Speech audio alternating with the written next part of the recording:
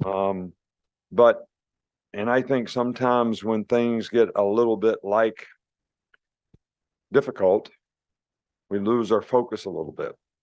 And one of the interesting things somebody brought to my attention, the two longest games that we had last year, almost 4 hours long, two games, Tennessee and LSU.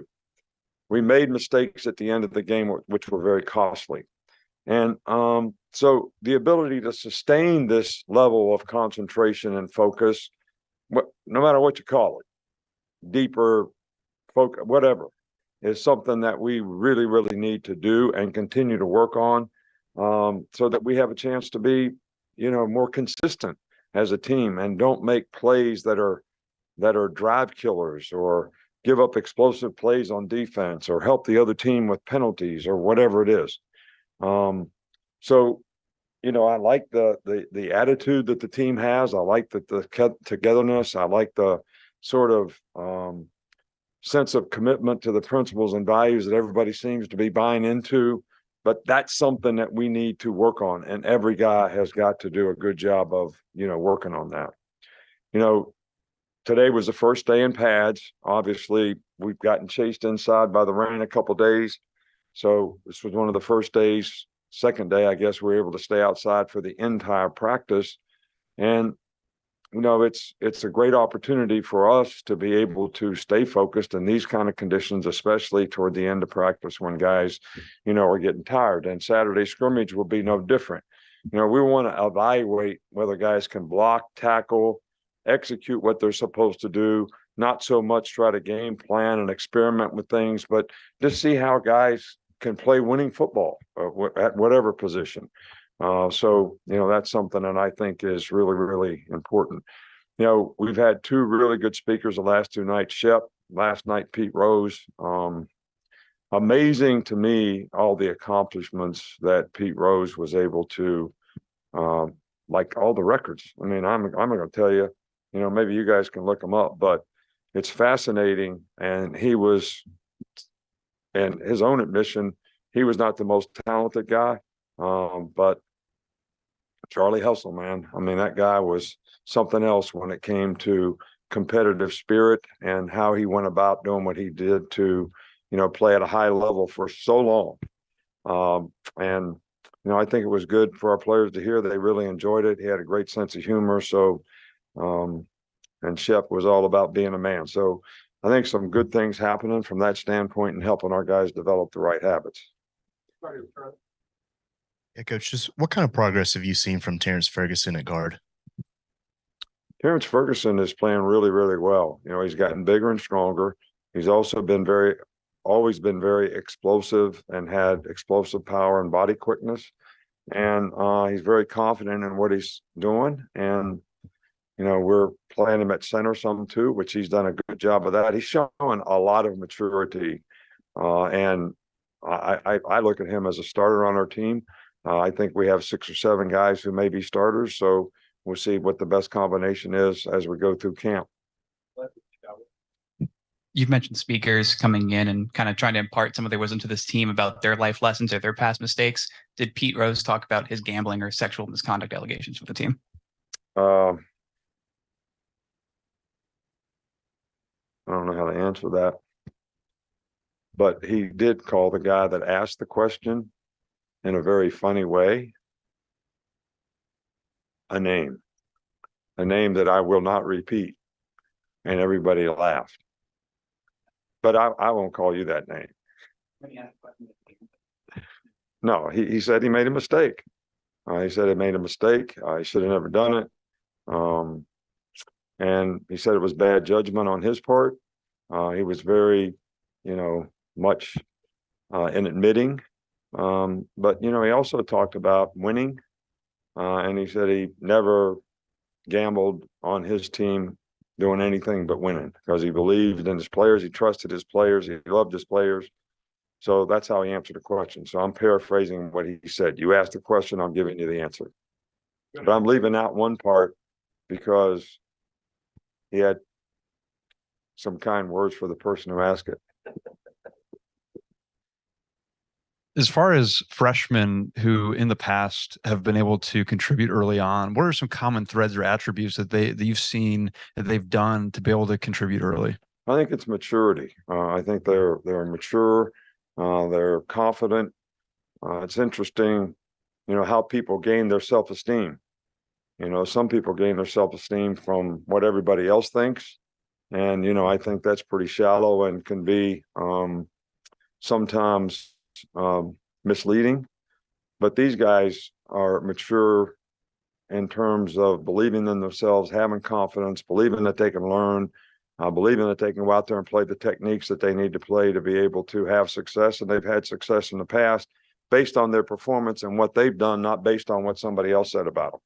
So, and I think that maturity is, the biggest difference in guys that can develop more quickly and in guys that may take a little longer to develop.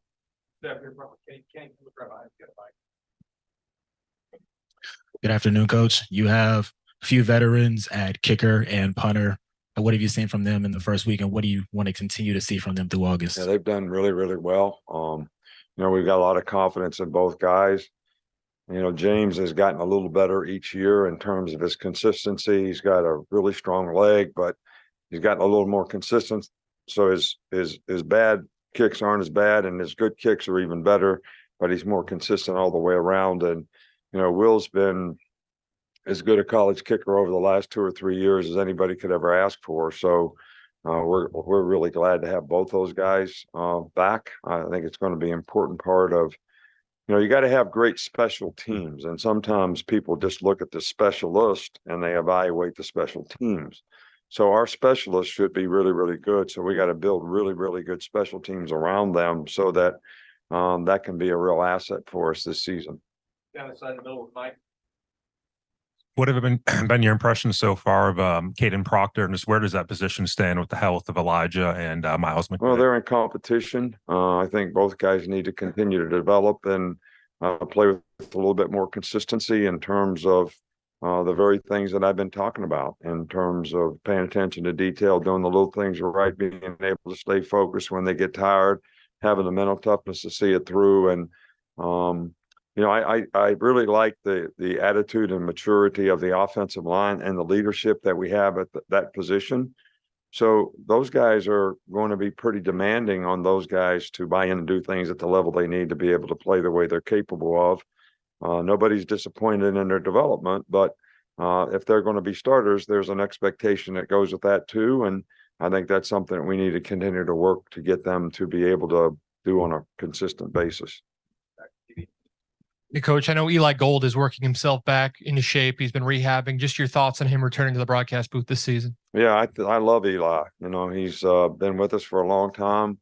He's kind of the part of the tradition around here in terms of the expectation of being a voice of, the Crimson Tide Network in a lot of ways, whether it's radio show or whatever it is. And I'm just happy for him and his family that he's getting healthier and he's able to get around, and he's going to be able to get back and do what he loves doing. So we're going to do everything we can to support him. And even though it may not be 100% full throttle, we're sort of working him back into it, but I'm excited to have him back because I love working with him.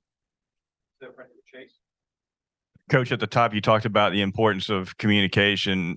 How does Seth McLaughlin been looking at center in terms of the checks and calls and the things that the leadership stuff that goes along with being a good center? Oh, he does. He does really, really well. So does Dalcourt when he's playing center.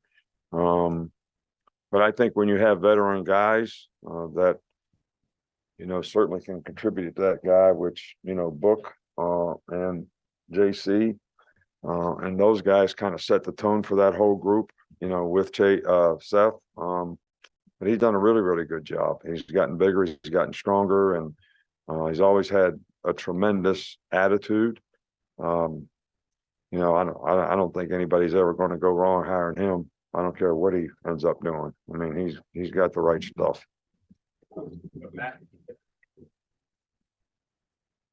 You've said you've preached to the players, just have that attitude of just a play in, play out sort of emphasis.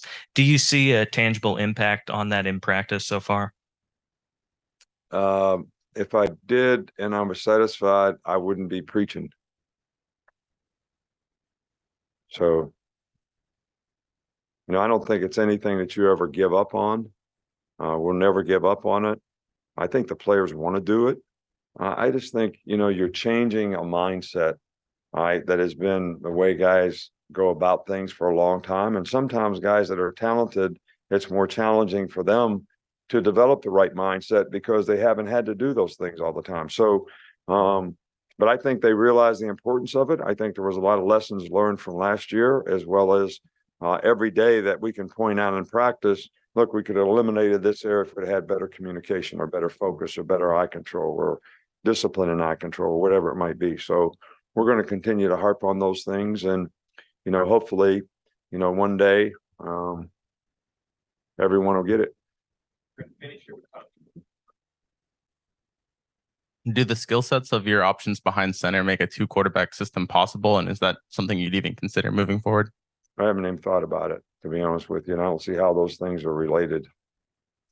Okay. So I don't know if we've had 2 quarterbacks around here before, but that doesn't mean we had to change the center. Or that one guy went with one center and the other guy went with another center. The options you have at quarterback, does that create an option? Do the skill sets match, or would they be beneficial for a 2-quarterback? Nothing to do with Every center that we have can snap to every quarterback that we have. And that's not what I'm asking. I'm asking the options you have at quarterback, their skill set, does that align to a 2-quarterback system? Would that be possible, and would that be? We're trying to develop all of our quarterbacks right now. So that's not something that we've talked about to this point. If we think it's going to help us win down the road, then we'll certainly consider it.